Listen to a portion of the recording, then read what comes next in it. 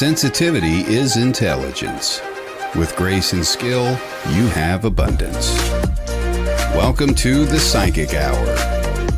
Host Kelly Brickle is a psychic medium, numerologist, healer, and teacher. Her passions are learning about the soul and energy. Whether through spirit, emotion, or vibrational numbers, there is always a pathway of information waiting to help. Now, here is your host of the Psychic Hour, Kelly Brickle.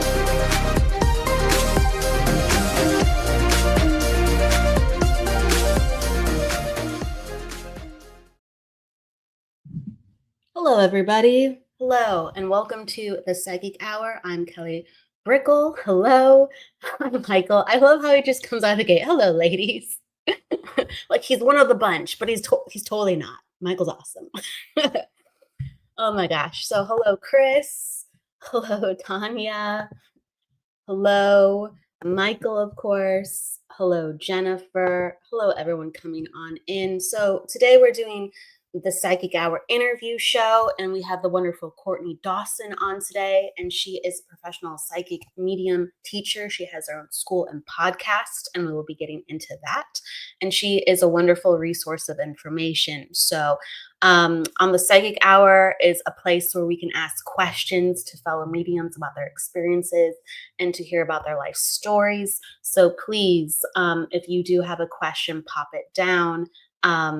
Because it gets busy towards the end, so we always like a mixture of if you're thinking something, pop it down early on out. Hello, Grace. Hey, Grace, it's great to see you. Hello, and we have Jennifer Rose, Jennifer McCormick, and Jennifer Rose. Hello. It's great to see you. Thank you for being here. So we always start with the topic of the day. Hello, everybody. Hello, Toria. Hello, Sylvie. Jessie Cat. Hello, it's great to see you. And the message of the day. Hello, Mel. The message of the day is about dealing with different energies,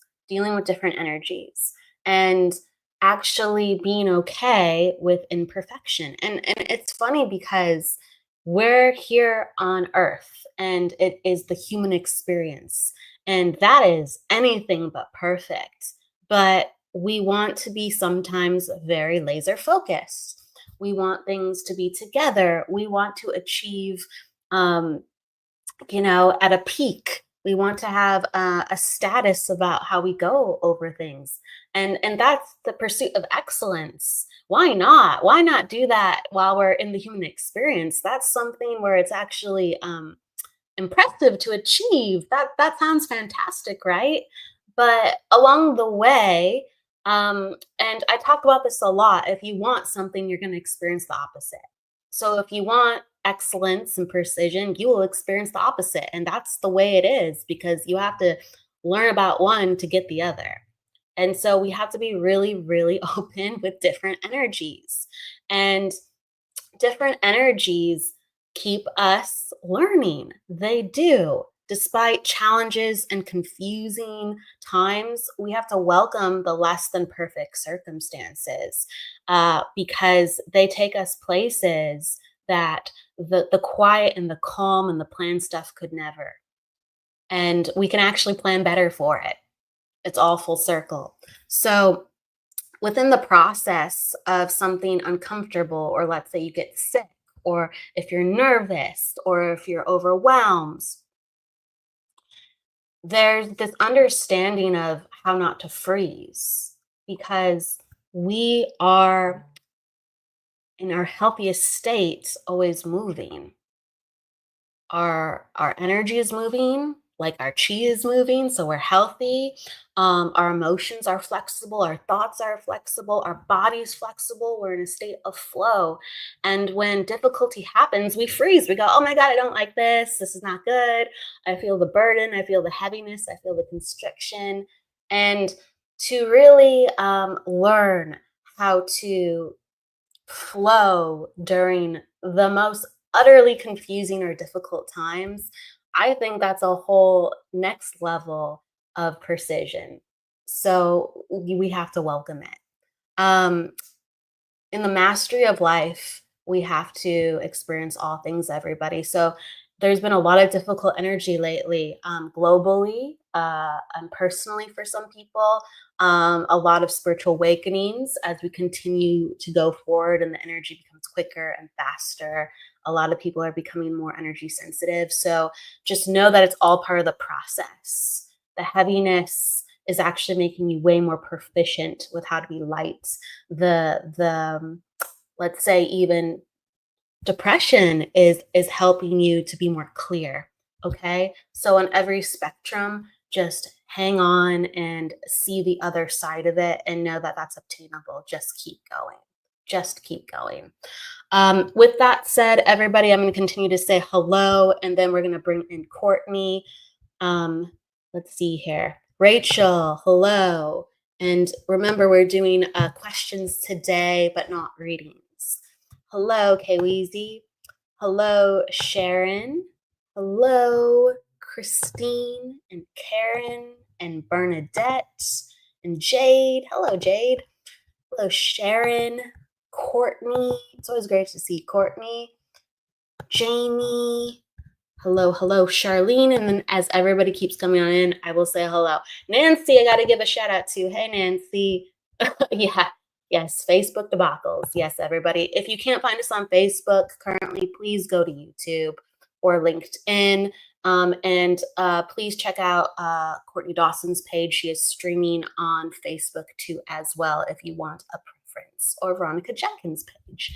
So, all right. With that said, thank you, everybody. I'm going to welcome in Courtney. Hello.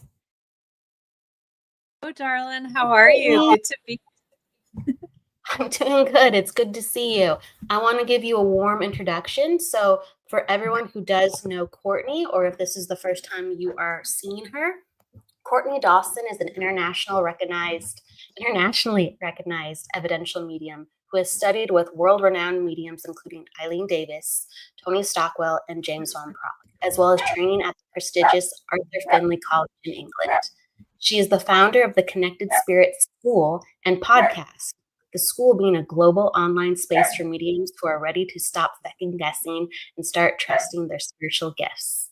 The Connected Spirit podcast, has been featured on Science with Soul and the Jeanette Bureau podcast, where Courtney speaks about ethical mediumship, spiritual connection, and the human side of intuition. Welcome, Courtney. Thank you. Thank you. So good to be here with you, Kelly. It's great to be with you here too as well. I mean, my gosh, it's funny because we are meeting up again tomorrow. So we're having a week of conversation. I love it. I love our conversations. It's like we have a meeting, we're going to talk for X amount of time and it kind of goes over, but there's a natural flow. I love that. I love that. And I'm excited to have you on my podcast as well. Absolutely, the Connected Spirit podcast. So everyone check it out tomorrow too as well. We're doing a double feature. So even though we have been talking, there's a lot that I'm going to learn about with you today. So going back, I usually start here. Was there always an interest in mediumship, or did it sprout at one point within your life?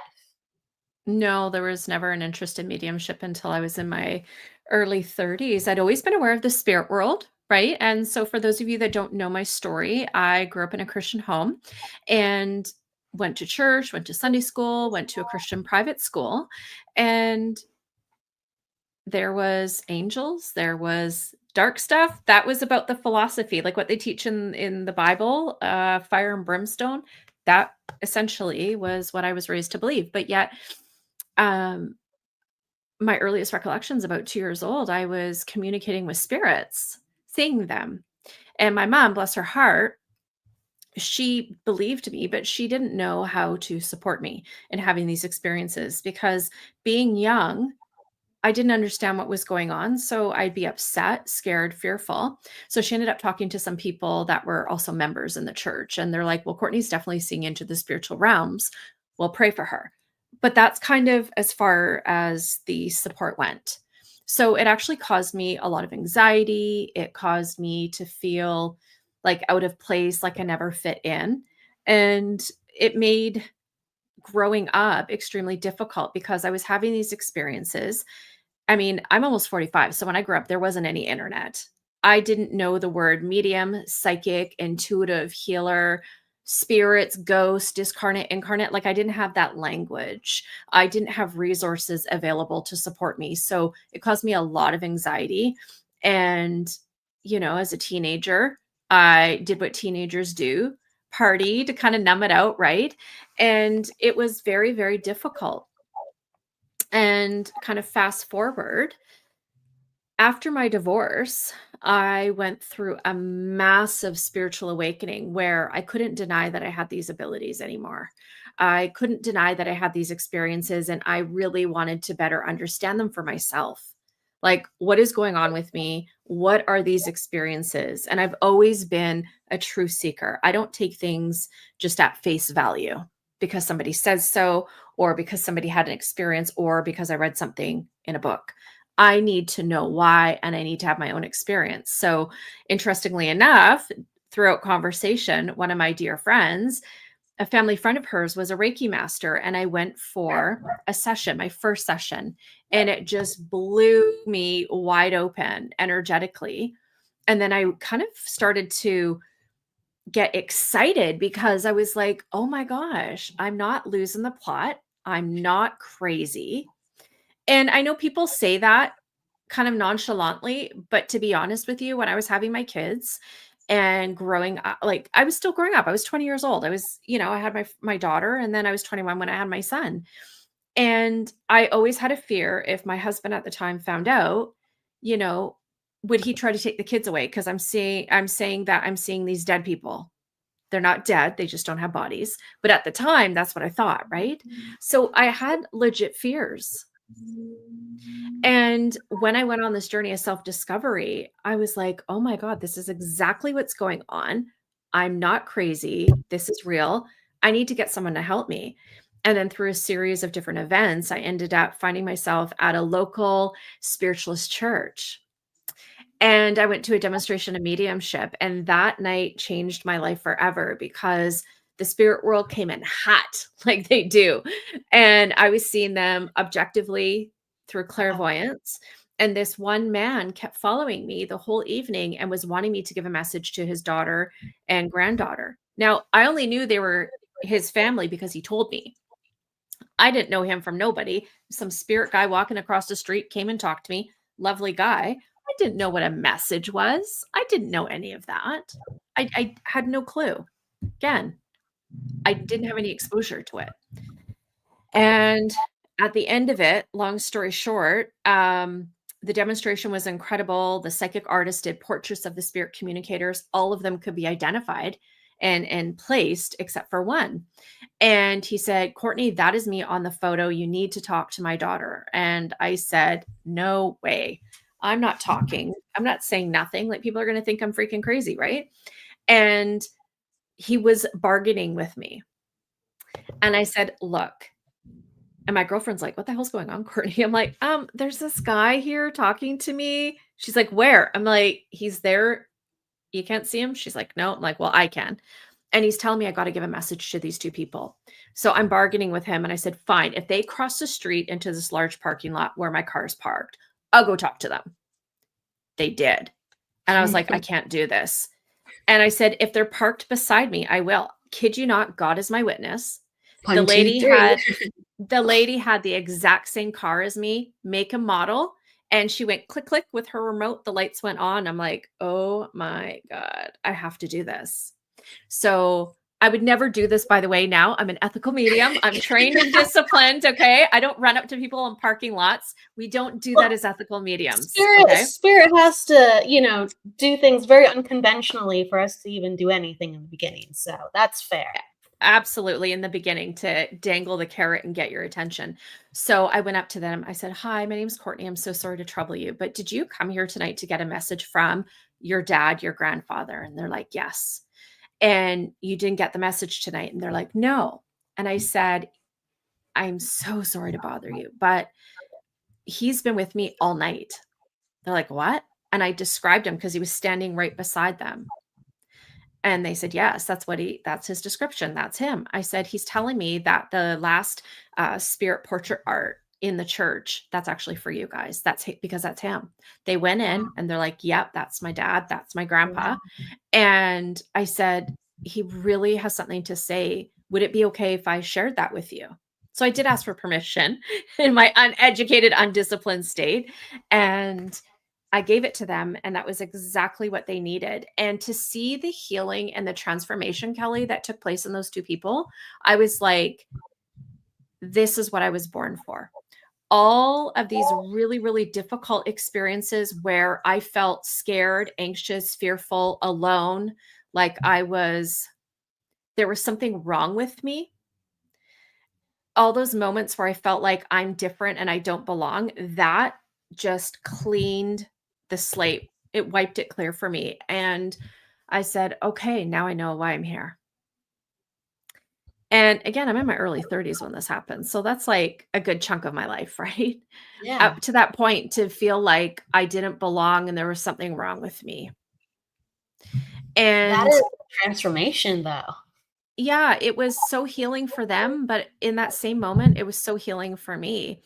And the spirit world had dangled the carrot, I bit, and they're like, we got your number now. So I ended up going back to that church 3 days later when they had their divine service, because these spirits wouldn't leave me alone. I was wide open. I didn't even know what that meant, but I was so aware, so in tune with them that it was too much. Like, it was affecting my sleep. I'm just getting downloads everywhere. I'm like, holy shit, this is a lot, right? And it's a lot. It's too much for my human. And I remember coming home that night saying to my husband, he was sleeping, I woke him up. I'm like, you won't believe this. I gave a message. He's like, a message? What? I'm like, I gave a message from a dead person. I don't call them dead anymore, but at the time I did. And the person could accept all of it. And he's looking at me like I'm cuckoo. I said, just trust me. It happened. Diana, my friend, was with me. And long story short, I went back there on the Sunday. So a few days later, because I couldn't manage it. It was just too much. So I got there. The church service started at 10. I was there like 9:15. I'm like, someone has got to help me because this is too much, right? Yeah. I knew it was too much. And one of the ministers was there. She was putting the sign out on the sidewalk to let people know when the church service started. And I said, hi, my name's Courtney. I was at this message night. I gave a message. I'm wide open. And she's like, come on in. And so she taught me how to ground, how to bring in my spiritual awareness, how to use spiritual protection and ground. And that was a journey that, I mean, is still unfolding today, really. But that was really my first step. And so giving that message and then having the support of a recognized medium, well-accomplished medium, to go, no, you're not crazy. Yep, I can see all the spirits with you. Let's sort that out. Let me help you. I needed that because I couldn't go talk to my family. Only my one friend up to that point, the one who was there with me at the message night, knew. I was very much in the closet. I didn't know what to say, what to do, any of it. So having that support was so amazing. And in my teaching and my philosophy as a mediumship teacher, I believe community and support and mentorship is so vital, because there are so many experiences that we have that can lead us to believe we're alone, that we're different, we don't fit in, to cause us to feel insecure, tainted, tarnished, whatever. And to be honest, that support just healed all of that. So from that point on, I knew that this was part of my soul's calling, in addition to being a mom, a wife, a daughter, etc. And it is one that is ever evolving. Absolutely. I mean, I think a lot of people are always asking, who are developing, how do I work with all that I have? How do I understand my gifts? How do I work with my energy management? How do I navigate the energy, how it changes, what's going on? Because a lot of people have teachers, but sometimes they're not getting the answers to their questions. Yeah. It's a lot of, practice, and you should. Honestly, you'll find most of the answers through practice, but sometimes people are just so confused that they are restless and they can't even get there. Yeah. Absolutely.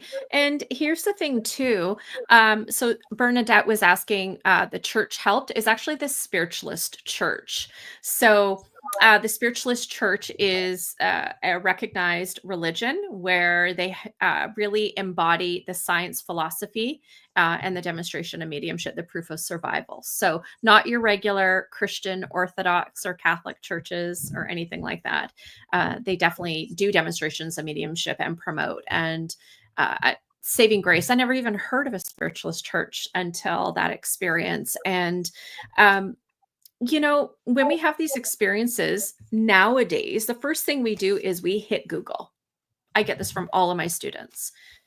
They hit Google and they start searching, and there is 5,000 different experts or so-called experts, right? And everybody has an opinion. And what I'll say is that when you're ready to develop your mediumship, and I think at a soul level, I was just consciously, Kelly, I didn't know that the spirit world will bring the right environment, meaning people, teachers, mentors, guides, others who are walking that same path.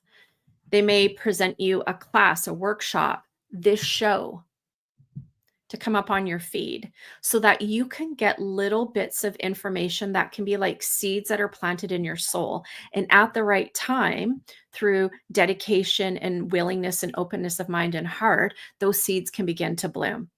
And so I think that it is really important that we really trust ourselves and trust where we're being guided, regardless of what the outside world says, regardless of what other spiritual people say, because everybody's got opinions. But what I've found about mediumship is that we can read a lot of books. Like I have a ton of books. I've read more than what's on my shelf. But everybody's opinion is based on their own experiences, which is beautiful. But unlike when you go to school or university and you're learning science or you're getting a degree, you're going to have textbooks with concrete facts and information. Well, with mediumship is very much experiential. So my philosophy as a medium, as a developing medium, because I think we're always developing, is that there are different ways we can look at mediumship because it's very much experiential.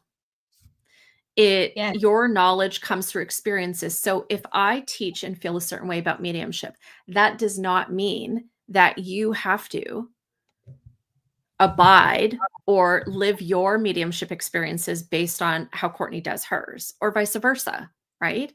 And so I think that if we're open and saying, help me, bring the right people and situations to me so I can learn and grow in a way that is aligned for me, that is not like you having to conform to other people's ideas of who you should be and what your abilities should look like, things start to fall into place at divine time, which often is quite different than our own. We all have different abilities. I mean, Jesus performed miracles that we all have power to do. I mean, that's open for discussion. It really is. Let's talk about it. So, I grew up in the Christian home, so I studied the Bible, and then part of my ministry training, I had to do Bible studies. And what was interesting is a lot of it I already knew more. Actually, some of it I knew more than my teacher, simply because I was raised in it.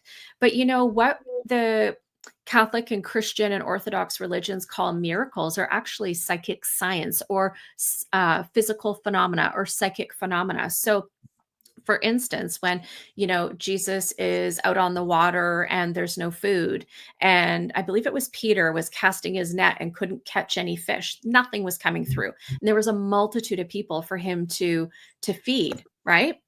Well, Jesus said one thing, and he cast the net into the ocean and pulled out all the bread, pulled out a bunch of bread, pulled out a bunch of fish, and was able to feed everybody. Well, that's a miracle, but it's actually psychic science. It's a physical phenomena making things appear. Now, is that an apport? I'm not sure, but there is science behind it, because when we look at mediumship, there's much more than just the energetics, right? When we look at it from a scientific point of view, science says if you do the same steps, you'll get the same result. Well, when we're working mediumistically, whether that is through a one-to-one communication, whether that's in the trance states, whether that and that trance state could even include physical mediumship, which is a different type of mediumship. But there's an intention, and that intention activates a key that really unlocks a door or the potentials to what can take place. So when, let's say, for example, if we use physical mediumship, the medium goes into an altered state, they go into a deeper state of trance, then their body starts to produce ectoplasm. Now, ectoplasm can be a solid, liquid, or a gas. And that is excreted from the orifices of the medium. So the nose, the ears, wherever else. And then it blends with the energy of the spirit communicator. So those things have to take place before any kind of physical phenomena can take place, whether that is psychic rods that are coming out of a physical medium. So often they can come out of the solar plexus, and they can attach to objects like tables, lamps, things like that. And these are very well documented, especially if we start looking at the mediumship of Jack Weber and some other physical mediums as well. These are actually, they're levitating, but it's because there's psychic rods connected to the medium. Then there's also partial physical phenomena and full physical phenomena that can take place. And if you look at Sir William Crookes, he actually did a lot of scientific testing when it came to Florence Cook, who was an incredible young girl who was a physical medium, and her spirit control was Katie King. And Sir William Crookes was actually able to take the spirit's temperature, check her pulse, touch her skin, and everything, right? So is that a miracle? Well, I think it's a miracle. It's pretty cool. But there's science that goes behind it when we're looking at the energetics, the liquids, the gases, et cetera, of the ectoplasm, everything that's got to come together in order for those things to take place. Then we look at, Jesus being the great healer that he was. I think he still is, to be honest. He's working with so many from the world unseen. And he would lay hands on and say, you were healed. Well, where was that energy coming from? Not just him, he was a channel, just like so many of your listeners that are on the show. So I think a lot of it, if we go, I could talk about this for hours, but if we go deep into it, there's actually a lot of psychic and physical phenomena that was taking place that Christians called miracles. And it's very, very fascinating. And I actually have a little book. Pardon me, I'm going to grab it here. And I actually ordered this online years ago from the Arthur Findlay College. They have a bookstore called the SNU, or it's an SNU bookstore, which is hooked up to the website. And this is this little book, Spirit Communication as Revealed in the Bible by Alfred Kitson, an incredible pioneer in modern spiritualism. And you can actually, if you go through it, there's so many different scriptures that he depicts where things that were said in the Bible were actual spirit communication. Actual psychic phenomena. It's very, well, if you look at, for instance, if we look at the third day when the stone was rolled away from Jesus's grave, and he appeared in this white light, and it was glossy and shiny. Well, I believe that was a physical manifestation, because when ectoplasm is seen and photographed under red light only, so that way it doesn't destroy the ectoplasm, it's often described as a white glossy like film, or almost like cheesecloth. Like you might notice it or compare it to like a Glad kitchen bag. Yeah, it's that same kind of look. Yeah, so how they've just more clear, right? Yeah, and so, but it's usually there's always a white.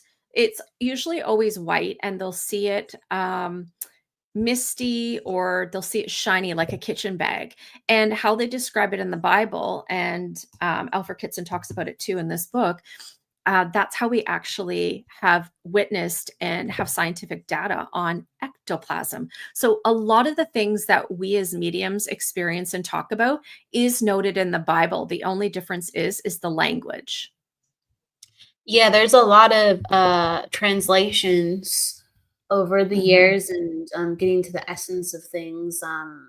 It's discussions are needed, definitely. Discussions are needed, and it's interesting to bring up these perspectives. People are. Yeah. This is a great question because I think yes, and but I'm curious in your perspective. Jesse Littleton asks, "Have you ever seen a miracle?" Well, I would think well, I guess my first question would be, what would you define as a miracle? I mean, for me to see my children born, that was a miracle. That's pretty incredible. I have seen I don't know if I call it a miracle, but I've seen physical phenomena in my home, sitting in a development circle. One experience, I've been sitting in circle for maybe about 4 or 5 years, and in a circle, you're in person, you're literally sitting in a circle. There's the facilitator, the teacher at the center of the circle or at the front of the circle, and everyone is circled around. And she was doing a demonstration of trance. And so there was 2 mediums on each side of her just to make sure she's okay and keep track of her, make sure she's all good. And all of us are sitting in the circle. She starts to go into the trance state and you start to feel the energy shift within the circle where you actually physically feel it. There's temperature changes, etc. And then the next thing happened was we started to see white mist come out of her mouth. And she's also a physical medium. And then that mist started to form and it formed a complete face of a woman that looked totally different from her. And I've been looking around like, am I seeing this? Rubbing my eyes. What the heck is going on? It's Because true. Yeah, it's it's true. you can't make it up. And I could see this woman's face clear as day. She was wearing bright red lipstick like I am. She had glasses on the top of her head. The medium didn't even wear glasses. The hair color was different. The skin tone, everything. It was incredible. And there was only partial light in our circle because we had a red light on a table right in the center of the circle. Everything else was pitch black, but it was just enough to give a glow. But it was so clear. It was kind of like the lights were on. And so the rest of us mediums were talking. I'm like, can you guys see this? And another person says, can you see this? We're all seeing the same thing. So is that a miracle? I think that's pretty phenomenal. You can call that a Yes. miracle if you want, that somebody from the spirit world did a partial materialization that, well, there was 8, 2, so 10 of us witnessed all at the same time. I think you could call that a miracle. It's pretty Yes. incredible. Yes. I love this. Physical mediumship is one of the things that really does blow our mind Yeah. because it's not as common in the connections. And right, things actually materialize. Yeah. Excuse me. And we think, how is that possible? How is that possible? But yeah, I mean, I've had experiences with demonstrations where I've seen very similar things where glasses materialize and mist, like you said, creates like a template for the spirit's features to shift Yes. and to become. Like one of my favorite kind of moments was Tony Stockwell was doing a trance demonstration and his eyes were closed for the entire time. And actually, there was a lot of wonderful things that happened, but you could actually see his eyes glowing or the spirit's eyes glowing, even though um, his eyes were closed. And so it just makes you go, oh my gosh, just what exactly is possible. And even the story you mentioned further to illustrate this, I think this is so beautiful. Tanya said earlier, wow, that's amazing. Good for you. It's amazing what spirit will make people do when you talked about one of your first connections. Mm. Um, Thank you to the grandpa. You are here talking to us because of him and your courage. You Mhm. overcame a giant fear. And it's almost like it's a miracle, like just the mental mediumship of it. It's Yeah. a miracle that the grandpa and you were so connected at that time. And he was so persistent. And so much beauty and healing came from it. Absolutely. I think how we define a miracle, especially when we're involved in mediumship, it changes over time because It's miraculous, but then sometimes we get so used to being in the miracle that sometimes we just get so used to it, right? And so I think that when we do this work, it's important to really appreciate everything that we experience, the small, the big stuff, because it lets the spirit world know that we don't take it for granted. And it really is incredible. I mean, to think about the potential for another soul who is no longer here in the physical world to have the chance to actually come through and talk to their loved one and say, hey, I'm here. Don't worry about this. Don't stress. I'm not even thinking about that. You don't need to ask for forgiveness. Or they get to say, hey, I'm sorry. I love you. I didn't mean to do that. Like, it's incredible. It's incredible. And then the other extreme, physical phenomena, which can be rare because it takes a long time for the physical medium to develop that ability, and then also for the physical manifestation to take place. It can take a long time. And I know some mediums who have talked to, they've sat for 20 years and nothing happened, nothing materialized, no phenomena took place. Then eventually it did, right? So I think that we really need to have a deep appreciation for how the other world works with us, because it's really their generosity and their love that makes this even possible, right? Yes, they was sitting in the power like we do. They're attuning us constantly. Yeah. And just all the work that we do, they're constantly working with us, and they are lifting so much of the load for us to find these new parts of what is possible. And I feel like every reading's a miracle, or every Yeah. what's a healing Reiki session. It's a miracle to me. But right, there's, even if you can't tell a story and someone goes, wow, um, there's just constant moments that you just go, wow, like that's so amazing that you would know this Mhm. information. That's so amazing that you're smiling just from this information, and who's here, and we're doing this together. It's a very collaborative manifestation of, we're not alone and we're not powerless, but it's a collaborative effort.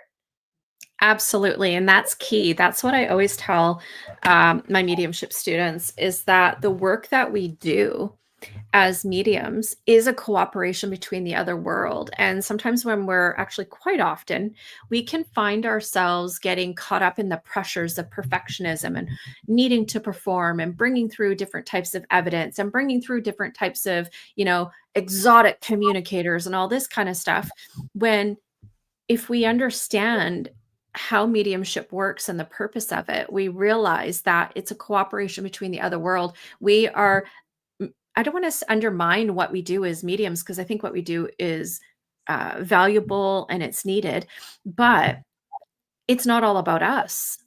Without the other world, what we do as mediums does not exist without them. We need them. And so if we allow ourselves to surrender to the power and the presence and the intelligence of the spirit and allow them to bring through what's ever needed, we can let go a lot of those things that restrict us in our own mediumship.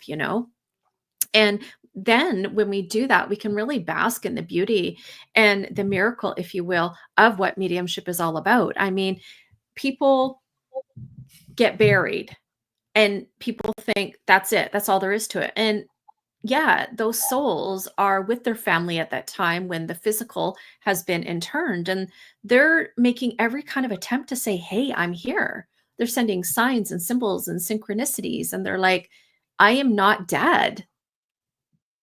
Right. Yeah. And to be able to bring through that validation that the soul continues to exist, that we are timeless, ageless, and eternal. Oof, you get me all fired up. I talk about that all day long. It's Yeah, incredible. it's very much in sync with what Courtney's saying too. Two Courtneys, Courtney Lopez and Courtney Dawson. She says, my grandfather mentioned a story once of him in his truck praying with his head down, and he heard a voice say, I'm up here, dummy. I will forever love that story. Spirit are still people. They have their personalities, you know. They're a hoot. Oh my That's so gosh. funny. Oh my gosh. Jesse, you said you have a question. We're taking questions. So if someone has Mhm. a question, is there light in mediumship? How do you mean that, Jesse? Let me Mhm. see if he put it down further. Jesse, let us know. Oh gosh, Grace is a miracle too. You're both a miracle to everyone blessed to be here today. Brilliant show, ladies. Mm. Thank Grace you, is awesome. Grace. Grace is a I powerhouse. appreciate that. Thank you so much. She's a medium and just has gorgeous, gorgeous energy. Let's see here. Let's see what. I'll give Jesse a moment. Yeah. Earlier there was a question. Let's see here. Let me find it again. It was up top. I'm just gonna say it as I'm looking for it. Yeah. Someone was asking about, well, what are some of the processes with physical mediumship? Mm. You know, what actually causes those things to ground the energy, to root psychic energy? How is that possible in your experience with what you've seen and what you've been taught? Well, from what I know, so I'm not a physical medium, but I have sat in seances and sat in a cabinet, which is used in physical mediumship. So a cabinet is like what it is, what you think, a cabinet. There's two sides, there's a roof, there's a back on it. And what it does is it contains the ectoplasm and the energy. So the spirit world has more of a condensed form of energy to support the physical phenomena. Now, I have produced ectoplasm that's been witnessed by other people. I've never developed it to a degree to have any kind of physical phenomena. Mine's been more of the mental mediumship. My understanding of what's needed is that it's pretty intense when you're developing mediumship. So, you or the physical mediumship, you need to have a circle.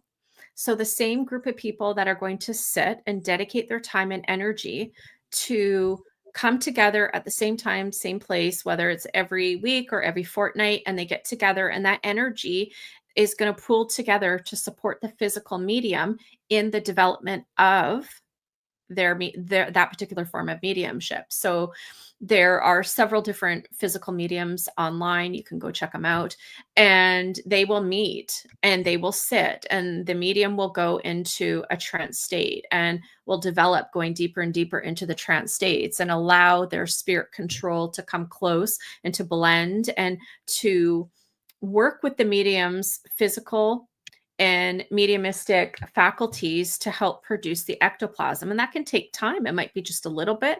And over time, as that power grows and builds within that physical medium, the ectoplasm will get stronger and stronger. And the idea is when you're sitting, eventually there will be some sort of physical phenomena. So the ectoplasm will pool out of the medium, the spirit will come and blend, and there'll be some sort of phenomena. So again, that could be levitation, but it's through psychic rods. That could be a partial materialization of a hand, a face, could be a whole human, might just be a finger. They can also work with the medium to develop what's called a voice box. So the ectoplasm would come out close, usually on the side of the medium or in front of, but away from the medium. So the ectoplasm will pool and it'll be like a voice box.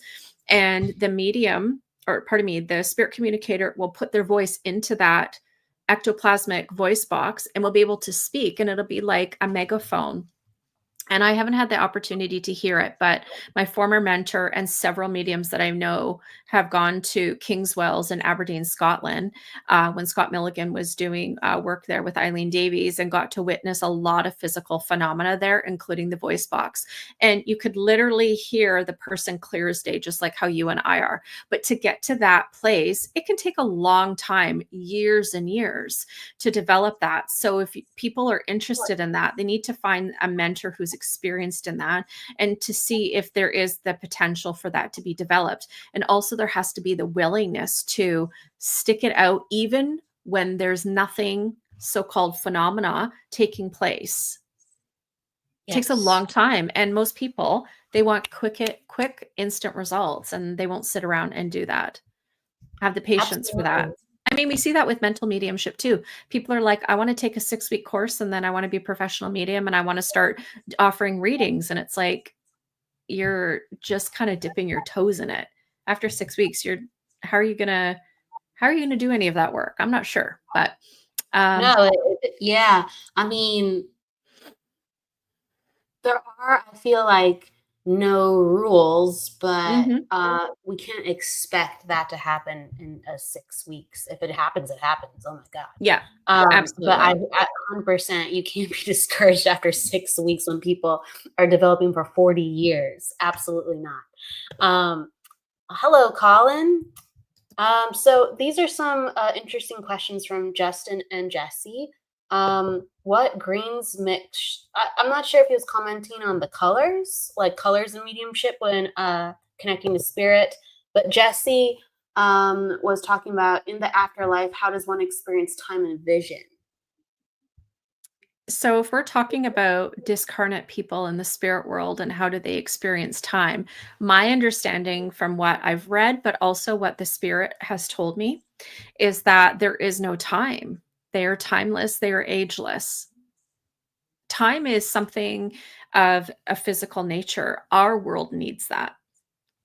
And when we have now, the second part is, how does one experience vision? So vision would be my understanding, they don't have physical eyes, so they are going to be using all of their what we would call psychic senses, right? So I'm going to give some clarification to this. So within you right now, here in the physical world, there is a soul that animates this physical body. It's like a replica or duplicate of you, except this is the part of you that's timeless, ageless, and eternal. This is the part of you that innately knows that you are connected to God's source, creator, universe. That's the part of you that is infinite and has all of the wisdom and guidance that you'll ever need. It is healed, whole, not broken, not affected by anything of a physical nature. So when our physical body passes away, the soul releases from the physical body because the etheric cord is then cut, which causes physical death.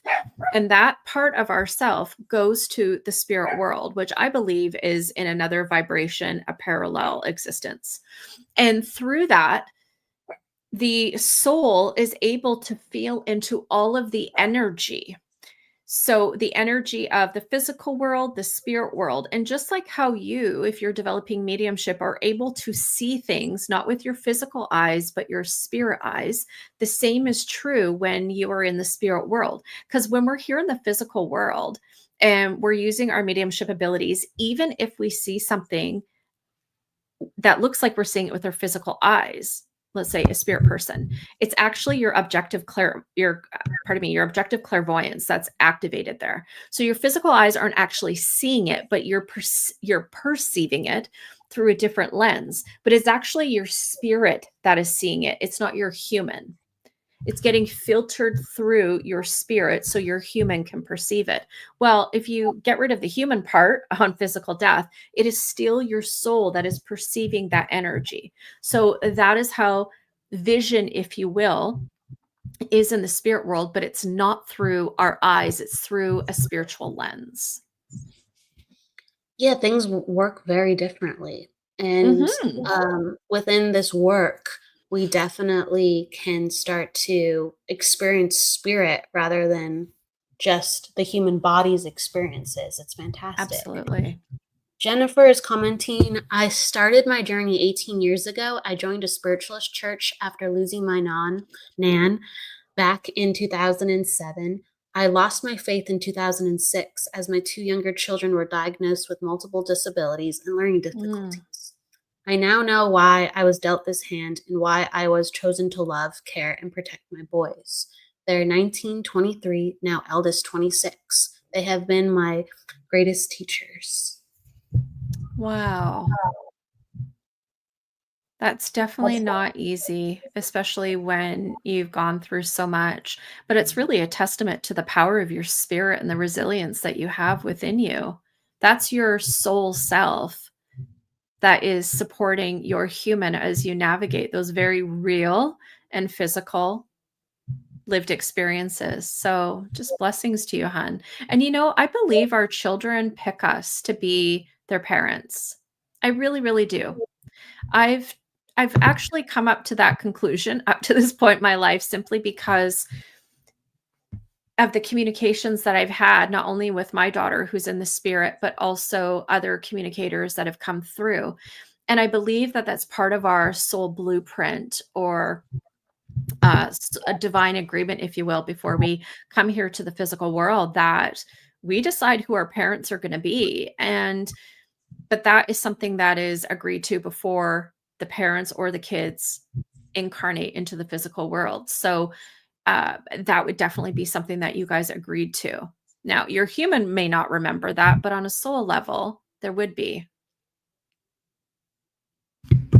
I also wanted to ask, since time goes so fast, and I want to make sure I get to a question too that I think is fascinating from the way that you teach. Like, what do you feel are some of the outdated perceptions of mediumship, and what are you hoping that people look at differently going forward? I think there's a lot. There's a lot. One of It's the like first kind of like an open-ended question, whatever pops in. Yeah. I mean, we could sit for a couple hours talking about this. So, Yes. I think one of the things is that mediumship has to be done a certain way. And when we look at mediumship, for me, I do evidential mediumship. I work evidentially because for me, my philosophy is that mediumship is about bringing through evidence of soul survival, validating that the soul continues to exist beyond bodily death. So if you're not bringing proof, how can you validate or prove that you're actually channeling information from a discarnate being? You can't just say, who's the woman who had the heart attack? Well, that's pretty vague. There's a lot of people's families that have cardiovascular issues. Like, that's not good enough, in my opinion, right? But when it comes to, especially if we're, and I am going to say it, I don't care. My background is in the spiritualist church. I was there for 8 years. I still serve many of them and I love them. But I think sometimes there's too rigid a way of thinking mediumship has to be done a certain way. And if it's not done that way, you're doing it wrong. I don't believe that, because when I was developing my mediumship, I had a lot of people tell me and gave me a lot of crap saying, you're doing it wrong. You're not supposed to be like this. How can you be like chuckling with the spirits when you're bringing information through?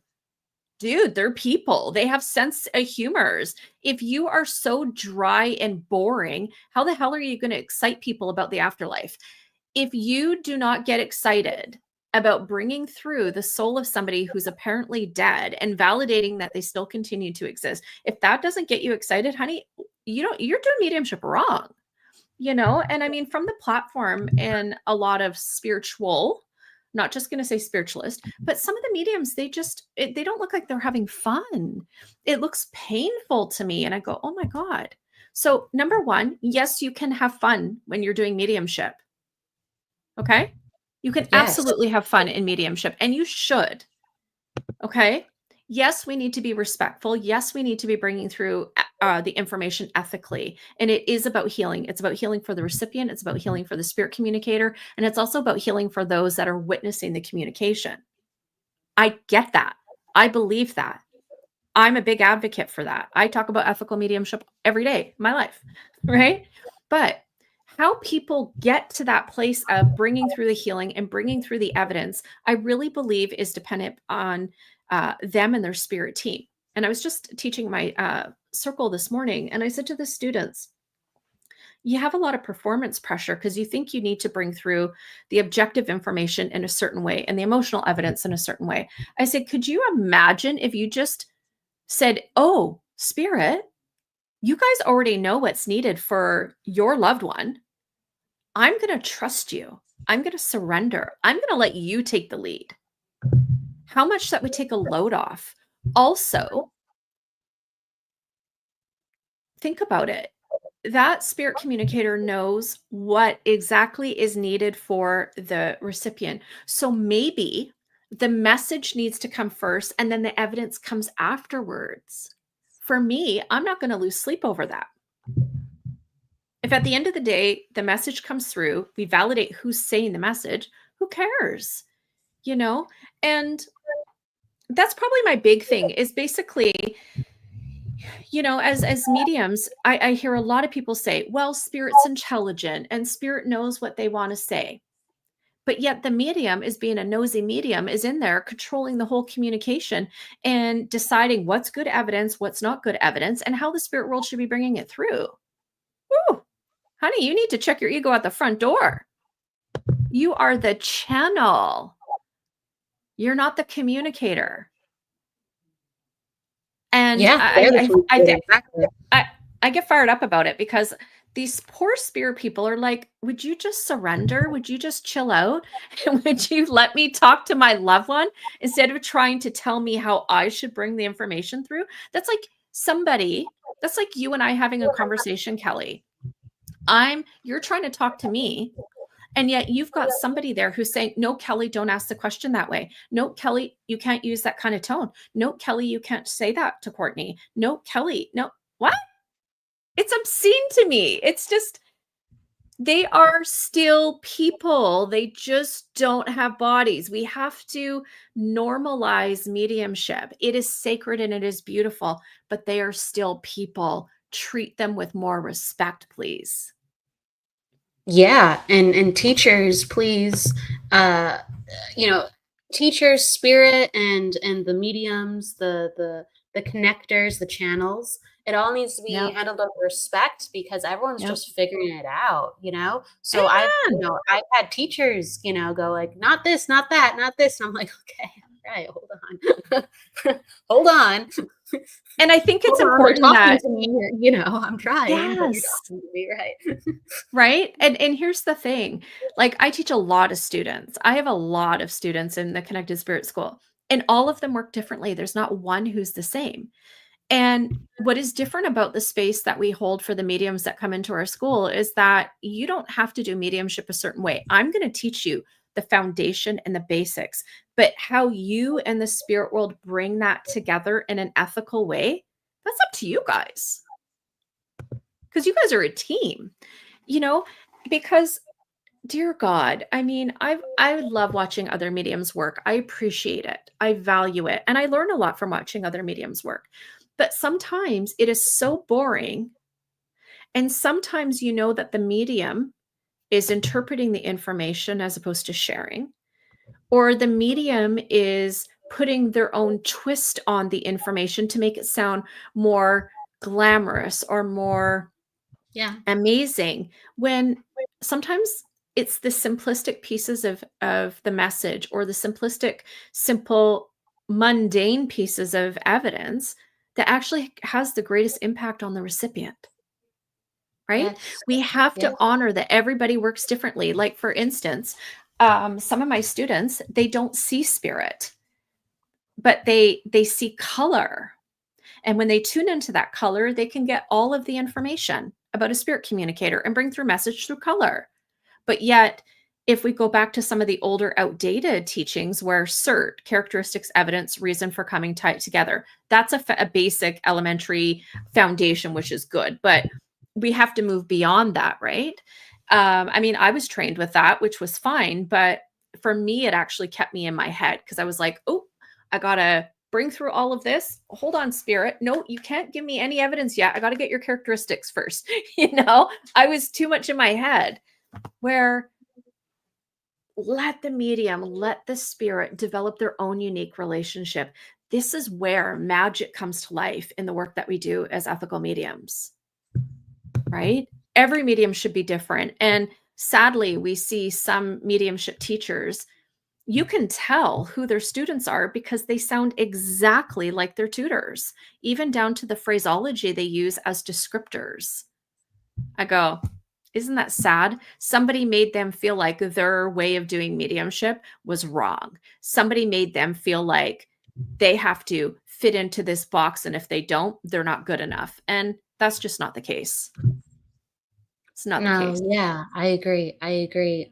I think there is change within Mhm. mediumship, but we're basically still having conversations of how to respect one another while we Yeah, are, um, just being ourselves, I feel. absolutely. And mediumship is a natural expression of who we are. Cloning, Colin says. It's What's cloning. that? Cloning. It I'll is, give comment. absolutely. Yeah. Heard comment Yeah, it earlier, is. right? He was acknowledging, and he was talking about sometimes it's like watching paint dry with people Oh my working on gosh. I know. You just want to poke your eyeballs out. I mean, there's sometimes I just wanted to pluck my eyes out. I'm like, this is so boring. It's like even down to sometimes the way the information is shared. And I'm not saying it has to be theatrical, but it needs to be natural. Just like how you and I are having a conversation. That's what mediumship is. It's a conversation with another soul who wants to pass something along to their loved one here in the physical. Honor that sacred conversation. Absolutely. Absolutely. It needs its space. It needs its Yeah, space. Um, absolutely. Courtney, where can people find you? Your Mhm. website is posted down below, but Yeah, yeah. additional platforms if people want to connect with you.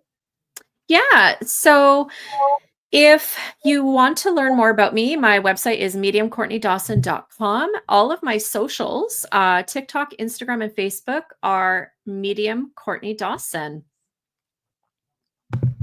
Awesome. Medium Courtney Dawson. And then also too, as well, you have multiple things coming up. You have Summer with Spirit that's filled.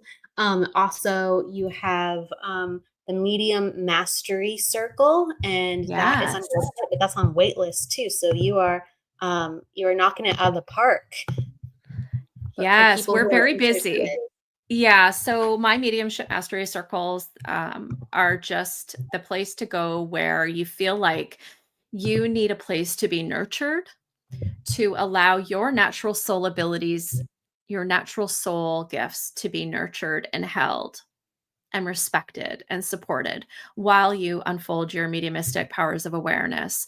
So we have circles from beginners. So those of you that have a desire to unlock your mediumship abilities so you can be a service to the two worlds, that would be very much a foundational circle. And then we have those who have more experience that are looking to bring through deeper evidence, have a deeper connection with the spirit world, and look at different types of evidence.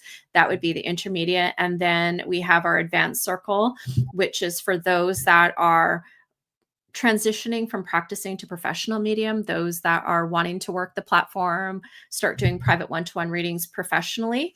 And that is where we're going to be looking at more of the private one-to-one sitting, platform demonstration, working with altered states as well. And then also there's opportunities that the students get to have to work developing medium mini reading events. So they actually get to work with the public, not just one another. So they get real world experience while I'm there supporting them every step of the way.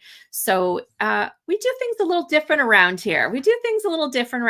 I don't teach out of textbooks. Everything is spirit led. And my philosophy is that we can't do this work without the spirit world. So we let them lead. what's one of the favorite things that you do that is different in mediumship mastery or the other courses you teach? Is that I keep my circles very small. That way I get to actually get to know the medium. I get to know them as a human. I get to know their mediumship abilities. When I am working with them, I actually tune into every student when they're working. And this is something that's very, very important that not all mediumship teachers do. And it's important because if I have a student that's in a practice reading, I've given them an exercise and they're doing the work and they're questioning and doubting and not trusting what they're getting, or I know that they have more information that's there, but they haven't shared it all. When I'm tuning in, I might say, can you sense this? Do you see this? Are you aware of that? And most times they go, oh my goodness, yeah. feel into that, lean into that. What is that? What's that telling you? And it's the gentle nudging and tuning in that really helps the mediums trust and build confidence in their mediumship abilities. And we see mediums, after 1 or 2 classes, I also teach them the connected spirit method. And that's the foundation there. It's massive. We see students in 1 to 2 classes that are already bringing through specificity in their communication, including names. And so I think the tuning in and then using the connected spirit method is the key into why these students have such success. And actually, some of them are working for me now and are available on my website for readings because they're just phenomenal, beautiful, ethical mediums. So we support you at all levels. And, there's no pushing, there's no making you conform into molds. And it's very much spirit led, which it should be. Yeah. If you're curious, check Courtney Dawson out on her various platforms and also some of our upcoming classes. I'm sure you'll be running medium mastery circles again. I'm sure this isn't the last one. So if anyone is still interested. And then the final word I always give to my guests. So what is something that is of heart that you'd wish to share? It could be off the cuff or a favorite saying or something. You are enough. You are more than loved. You are perfect the way you are. Do not conform to other people's ideas or expectations of you. Allow your heart and the spirit within to lead you, and you will never fail. Allow. Thank you so much, Courtney, for being here with us today. A lot of people are saying thank you as well.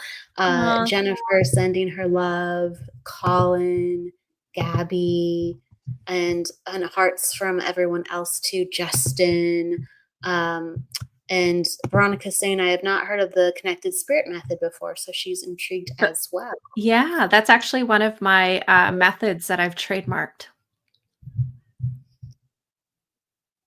You went into a little bit about it, but I guess we've already talked about the last word, but I guess what is something I feel like this is important. So I'm just going to go with lead.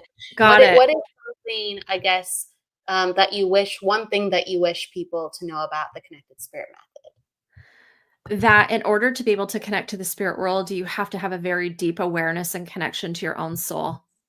You can't skip that step. You can't. Wonderful. Yeah. Please, everybody, think on these things. And thank you once again, Courtney, for being here today with us. Thank you, Kelly. Absolutely. It's my pleasure. And I'll be seeing you very soon. I know. I'm so excited. So Kelly's going to be on the Connected Spirit podcast, and then her episode will drop next Tuesday. So excited. Ooh, okay. Is it live? I'm trying to think off the top of my head. No. So you and I are going to have a pre-recorded conversation, honey. Okay. All right. I was like, I don't think it is. Why am I asking this right now? But I should know off the top of my head. It's all good. But next Tuesday, please also additionally check out the Connected Spirit podcast episode dropping with the both of us. And it's Courtney's baby. Please check it out. Everybody, go with love, luck, light, and don't forget to live. We will see you next week. Take care. Bye. Bye, everybody.